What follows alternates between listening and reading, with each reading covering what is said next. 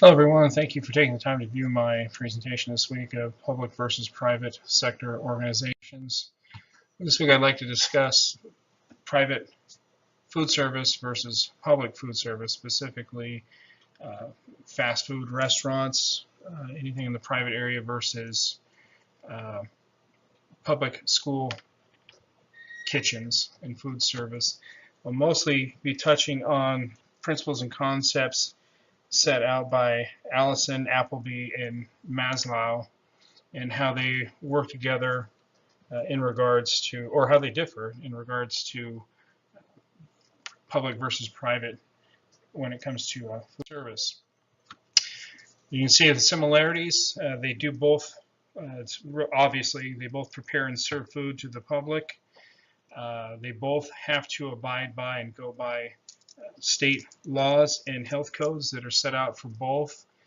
And they obviously work in the kitchens and provide food to people.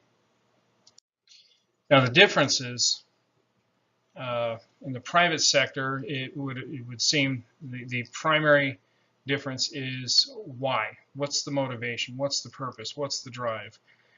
With private, it comes down to making money, making a profit, being a successful business owner.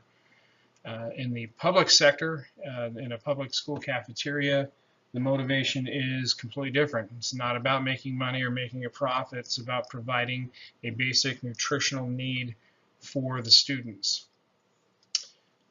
In private sector business, you pay your money, you get your food. If you don't have money, you're not getting any food. In the public sector, in the school cafeteria, if a child does not have money to pay for their food, they're still going to be given lunch anyway. They're required to. Just like with the schools, well, I should say with the private sector, someone can order literally whatever they want, whether it's good for them, bad for them. They don't care. You can order that 2-gallon soda if you want. They're going to sell it to you because they want to make that money. In the public sector, in the school, they're required again to follow state guidelines in regards to nutrition and what those nutritional components have to be so that these children get a well-rounded nutritional meal as opposed to something that could potentially be unhealthy for them. So does it all matter anyway? Is Allison right when he notes that the similarities between private and public sectors are only similar in unimportant ways? Is he right? Are they different in all the ways that are important? Or does it come down to motivation?